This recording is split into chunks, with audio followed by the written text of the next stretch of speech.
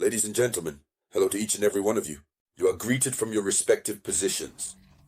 So, this image you see here is making headlines in African news, and notably in international news, because this image represents the sudden arrival of Ukrainian President Volodymyr Zelensky in South Africa. Yes, you heard correctly, Volodymyr Zelensky has arrived in South Africa. He arrives in South Africa. Why?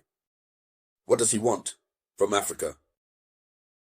When we know Ukraine's position towards Africa, especially what happened in Chazawatin, the statements made by the Ukrainian ambassador in Dakar, Senegal, when we know everything Ukraine is doing in terms of sponsoring terrorists, Africans are asking, what is he coming to seek on the land of our ancestors?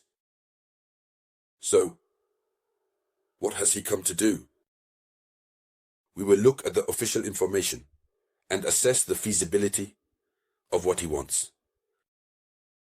And so, ladies and gentlemen, in the context of this video conference, that is indeed what we will be discussing. But before continuing, I humbly ask you to share the video conference. It should be shared in all possible groups. Make sure to give it a lot of likes. And don't forget to subscribe. And for all those who haven't yet activated the notification bell, you need to activate it. For all the new people, my name is Robert Théa. In civil status, I am the president of the Citizens Party at the service of the Republic. In the Republic of Guinea, of course, I am a teacher-researcher in the Faculty of Legal and Political Sciences at the largest university in the Republic of Guinea. So if you see me on social networks, here, social media, it's to host conferences on current events, and on this platform that we kindly call the Platform for Awakening Consciousness. So my goal is to awaken consciousness. That's why I keep telling you to share our video conferences as much as possible. So let's dive deep with the official information. Zelensky arrives in South Africa to meet President Ramaphosa. According to the statements of Ukrainian President Volodymyr Zelensky, he says this. He says, we are counting on the significant participation of South Africa in the international coalition for the return of thousands of Ukrainian children abducted by Russia. I repeat, we are counting on the significant participation of South Africa in the international coalition for the return of thousands of Ukrainian children abducted by Russia. He continues, he says, we will also strengthen our cultural and educational ties.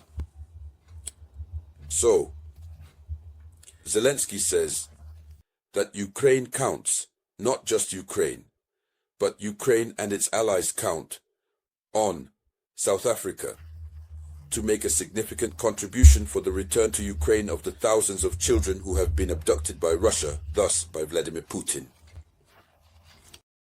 Can you imagine? He is speaking to one of Russia's best friends.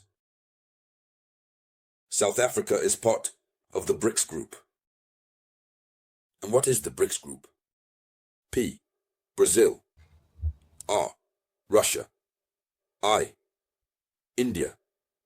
C, China. S, South Africa. That means South Africa.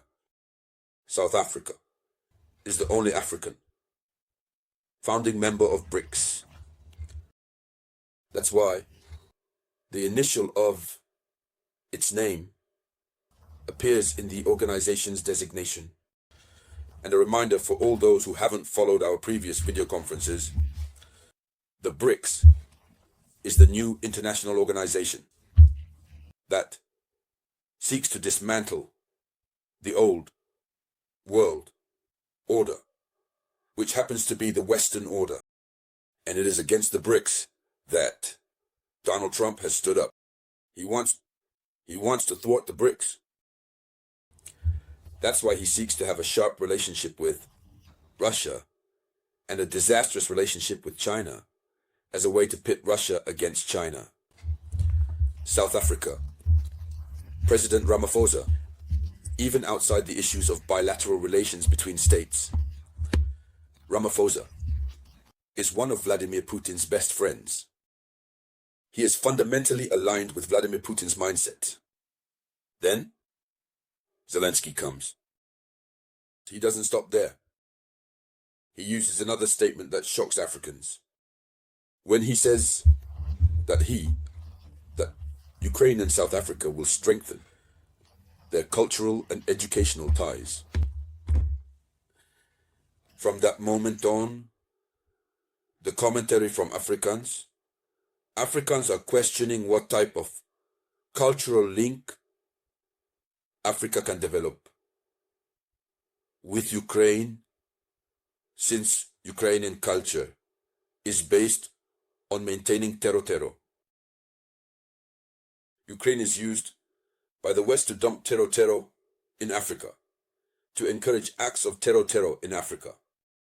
First, if up until now, the conflict in Ukraine continues to persist, one of the unspoken reasons, one of the reasons almost never mentioned, is that the supply of weapons to Ukraine facilitates the transfer of weapons to Africa. Weapons are sent to Ukraine, Russia takes its share, and the other large half is transferred to terror in Africa. If there were no conflict in Ukraine, it would be difficult to see weapons circulating.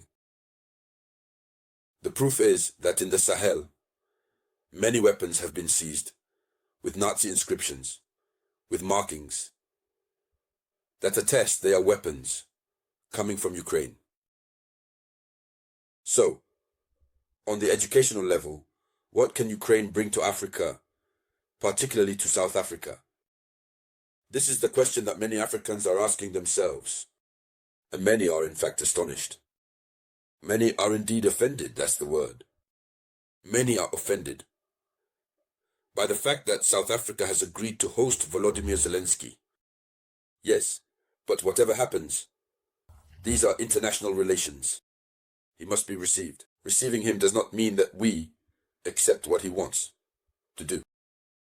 But already, the fact that the Ukrainian ambassador residing in Dakar publicly supported before God, before men, and before history, the terrorists who acted in Tinzawatin, should allow Cyril Ramaphosa to refuse to receive him, since Zelensky officially presents himself as one of Africa's main enemies. But be that as it may, Zelensky himself forgets that Cyril Ramaphosa is a friend of Putin. He knows he is coming to ask Cyril to join the international coalition for the return. Perhaps it will be in terms of mediation, of advocacy. But in any case, the issue of children abducted by Russia, according to by him, is a matter that has always been refuted by Russia. It has always been denied. Russia has always denied it outright. So, on the continent, the comments from Africans are very, very shocked, but extremely shocked. We will read some comments from Africans. Yes. We have, for example, an African whose name I will withhold, who says that no one could allow Zelensky to set foot in Africa. Ukraine has always been a problem for Africa. Ukrainian pilots were always alongside NATO to bomb Ivory Coast and Libya. Today, Zelensky is deporting terror to Africa just to please the West. You have another, Martin Fuaggio, who says that a terror state supporting terror in Africa is not welcome. You have, for example, Maku Murakaramo, who says that it is a mistake to have welcomed him in the current context. An individual who was invading our Malian brothers with eternal skins should not set foot on African soil. In short, we have many comments. We have Junior Kwasi from Côte d'Ivoire who says, "What cultural and educational ties will Ukraine bring to South Africa, if not the sponsorship of terror, like in the Sahel?" We have many comments. We are therefore waiting for your various comments. Ladies and gentlemen, that was the international news headline. I will be back shortly with new updates. That was the voice of your one and only samurai.